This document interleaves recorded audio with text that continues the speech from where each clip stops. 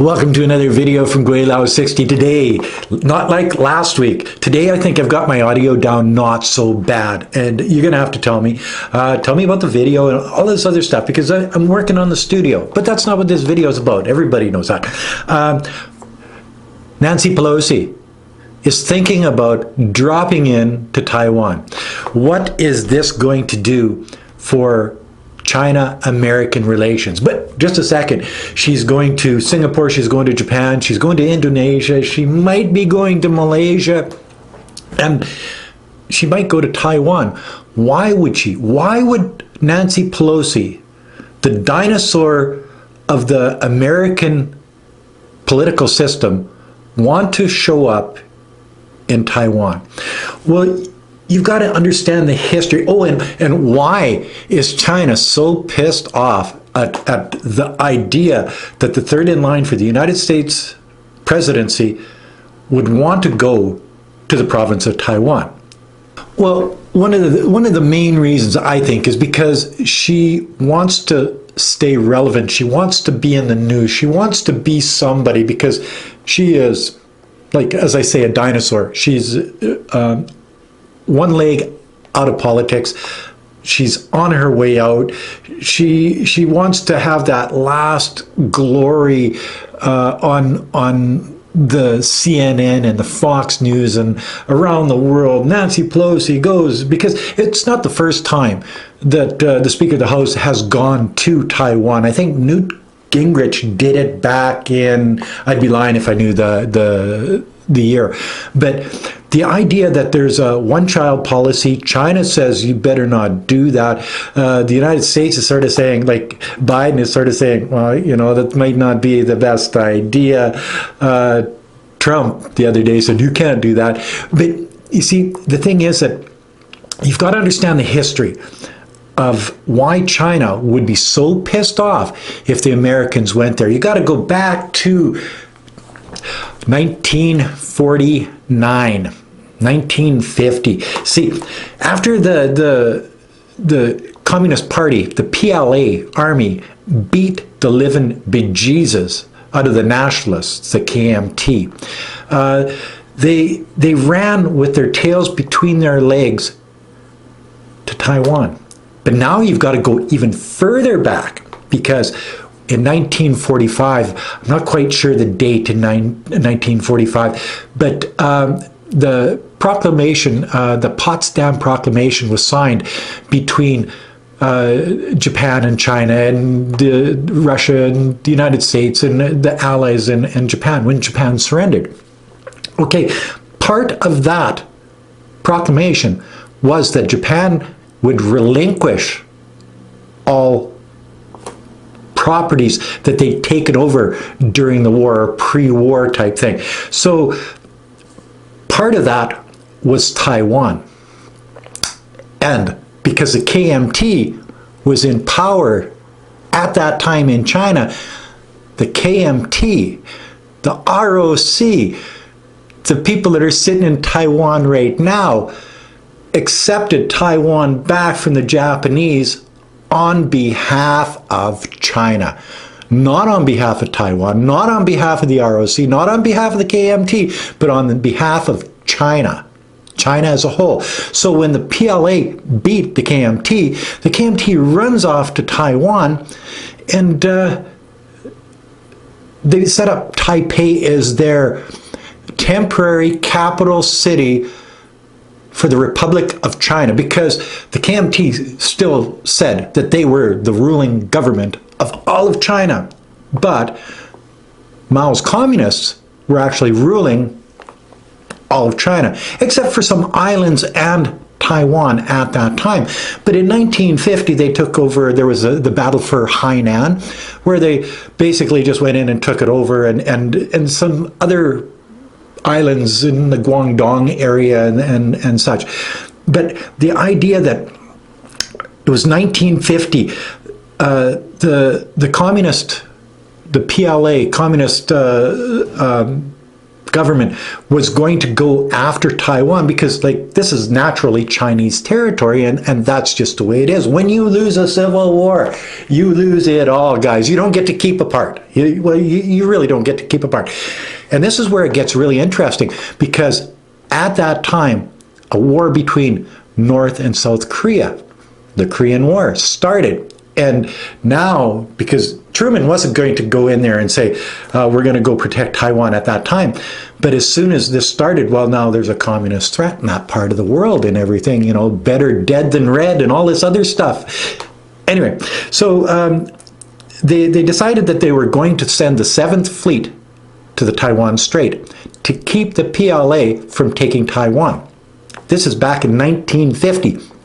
Interference from the United States government, the United States Army, the United States Navy, stopped the takeover of Taiwan by the rightful government of China, because Taiwan is a part of China, has been since the Potsdam Declaration. But then you go back into 1945-ish when the Civil War started. The Americans, you see, they were in there all the time. They put 50,000 troops in Hebei and Shandong areas.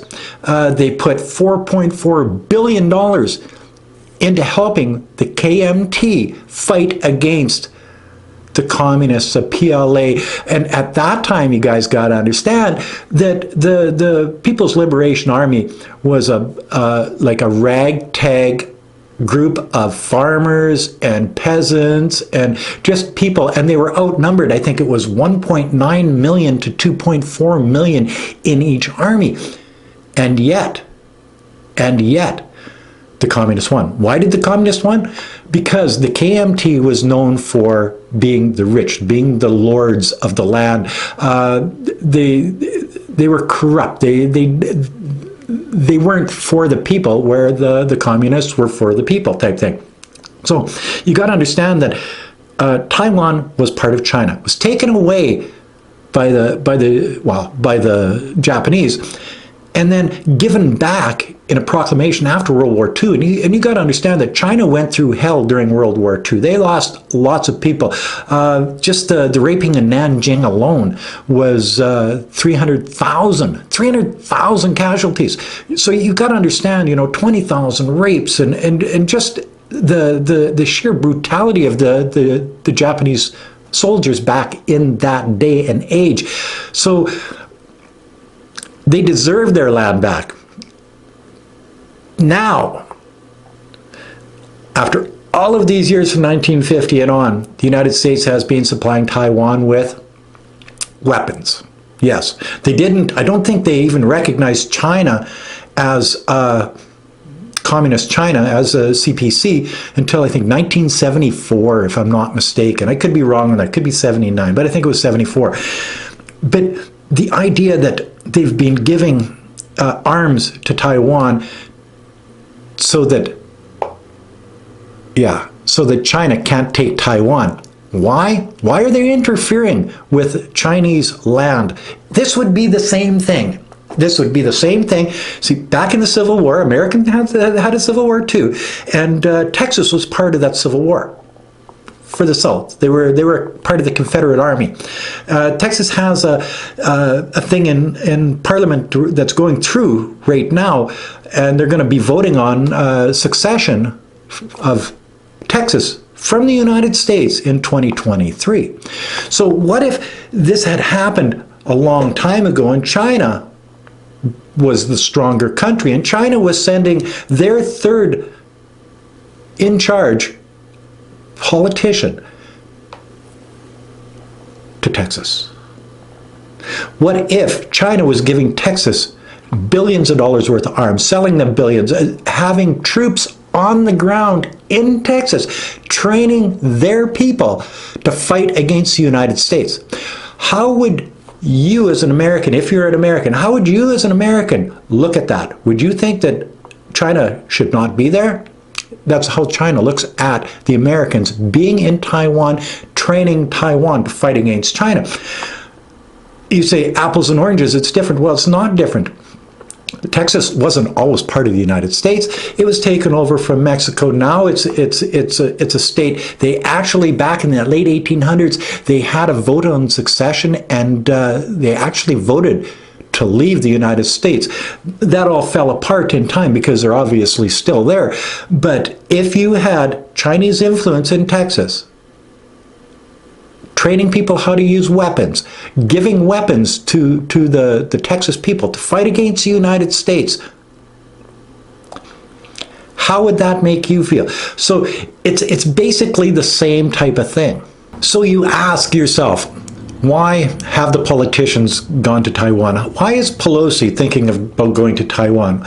Well, it's just more interference into the Chinese world, into internal affairs of another country. They've been doing this since World War II. They've gone into Syria, they've gone into Lebanon, they've gone into Iraq, they've gone into Afghanistan, they've gone into countries all over the world. They're the number one in attempted coups, they're the number one in coups, they're the number one in, well, they've only been like 15 or 16 years where they haven't been in a war or some military skirmish since World War II.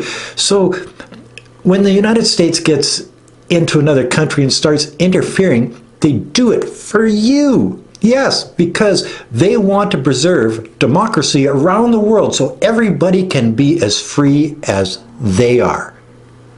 But have you looked at the before and after pictures of places like Iraq? Have you thought about the billions of dollars that they stole in oil? Did you think about what they've done to Afghanistan after over 20 years of war in Afghanistan? Have you seen what's going on in places like Libya now? Have you seen what they did with sanctions to Venezuela, ruin the frickin' country? Have you see? This is the interference, and this is why Pelosi wants to go to Taiwan, because she wants to interfere. She wants to create mass havoc. They want to start a war with China. Whether, well, it's actually already started. The war of words, the media war has begun, and it began a long time ago. Well, as I say, they were helping the KMT against the PLA.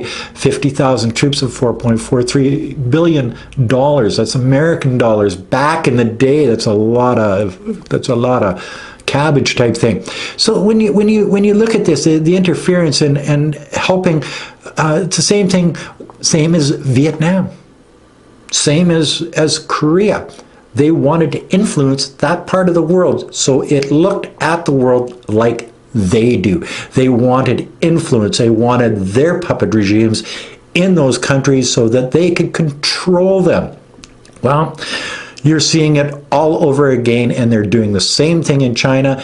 And I think this time they have problems because China is big. It's got the largest navy in the world. It's got the second largest economy.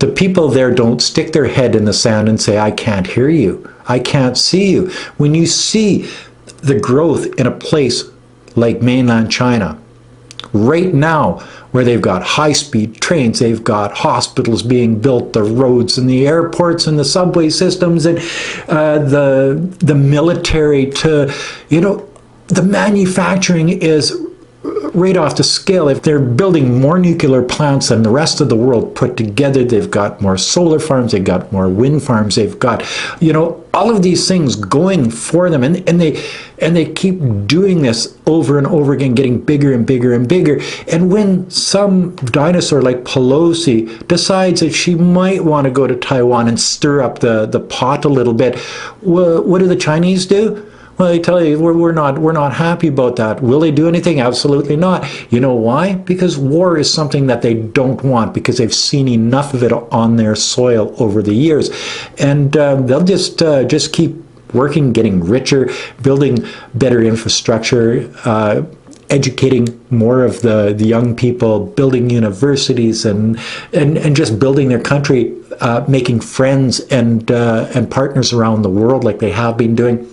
They don't have to go in with guns and take things over. They don't have to change regimes, as they call them, because if it doesn't have the same political influence as the Americans, well, then it's a regime. It's those people over. They're not even human. You know, think about this. Well, when you're watching this video, and my green screen, let me know if it's working for you or not.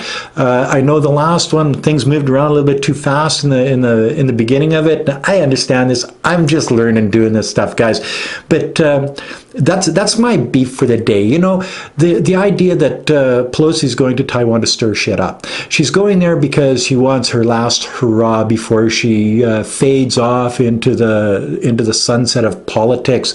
Biden's gone too here in a couple of years, if he makes it a couple of years. The whole system is changing, and they want to create as much havoc in the Chinese world as they possibly can. So the answer to the question is, Pelosi's going there to interfere in Chinese internal politics. Simple and easy. They want to disrupt China, just as they've done in the Xinjiang Autonomous Region, just as they've done in the Civil War, just as they've done for the last 72 years or more. I don't even know how long it is, since 1950. So yeah, 72 years, supplying guns, supplying training to the military in Taiwan, plotting Taiwan against China. You know, interference is interference in internal politics. So if it's good for the United States to do it, if Texas decides to leave the United States in 2023, that's next year, then I guess it's okay for China to start arming the Texans and training them and doing exactly the same thing as what the Americans are doing in Taiwan. Anyway, that's another video from Gweilo 60. If you like this video, if you like the sound, if you like the video as it is, let me know in the comment section below. So like, comment, subscribe. Until next time, thanks for watching. Peace out. Bye now.